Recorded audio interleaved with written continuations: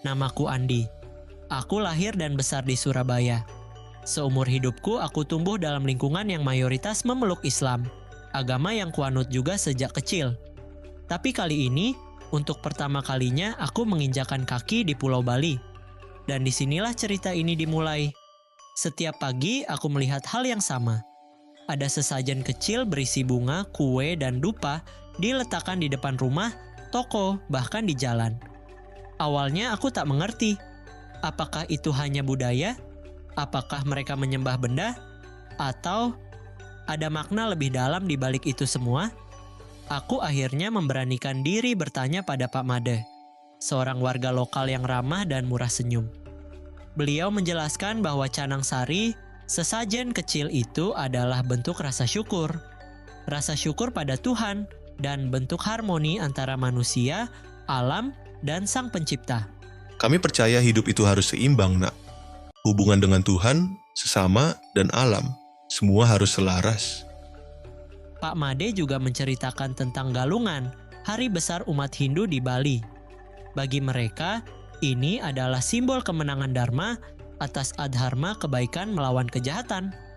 Tak hanya tradisi, tapi pengingat spiritual agar hidup berjalan di jalan yang benar. Selama ini, banyak orang salah paham.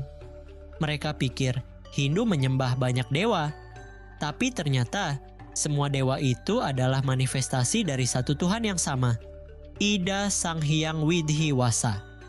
Layaknya pelangi yang punya banyak warna, tapi berasal dari satu cahaya. Hari itu aku belajar satu hal penting, bahwa setiap keyakinan punya cara unik untuk menyapa Tuhannya, bahwa apa yang terlihat asing di mata kita belum tentu salah, hanya belum kita pahami, dan bahwa keberagaman bukan untuk ditakuti, tapi dirayakan. Indonesia bukan hanya satu warna, tapi mozaik dari banyak keyakinan, yang semua mengajarkan kebaikan.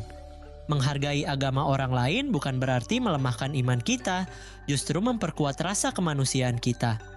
Mari belajar bukan hanya dari buku, tapi dari pengalaman dan perjumpaan.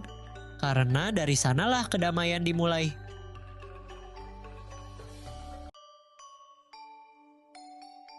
Baik, jadi berdasarkan video animasi yang sudah kami tampilkan, dari situ aku mulai mengerti satu hal penting, yaitu bahwa mengenal agama lain tidak pernah mengurangi keimananku, justru malah memperkaya cara pandangku terhadap dunia. Ternyata memahami bukan berarti menyetujui, tapi memberi ruang bagi orang lain untuk menjadi dirinya, untuk menjalani keyakinannya tanpa rasa takut dihakimi. Aku belajar bahwa toleransi bukan sekedar tentang tidak berkonflik, tapi tentang benar-benar mendengar, melihat, dan juga menghargai. Indonesia ini terlalu besar untuk kita sempitkan dengan prasangka. Justru di tengah perbedaan itulah kita bisa menemukan jembatan-jembatan kecil yang menyatukan kita sebagai manusia. Ada banyak hal yang awalnya terasa asing di mataku, seperti canang sari, dupa, dan upacara keagamaan di pura. Tapi ketika aku membuka diri untuk bertanya dan mendengarkan, semuanya menjadi masuk akal. Aku belajar bahwa setiap keyakinan punya bahasanya sendiri untuk menyapa Sang Pencipta. Bahasa yang mungkin berbeda bentuknya, tapi mengandung pesan yang sama: cinta, syukur, dan harapan.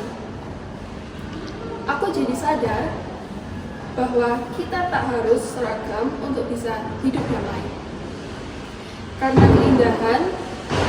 Karena keindahan justru datang dari keragaman.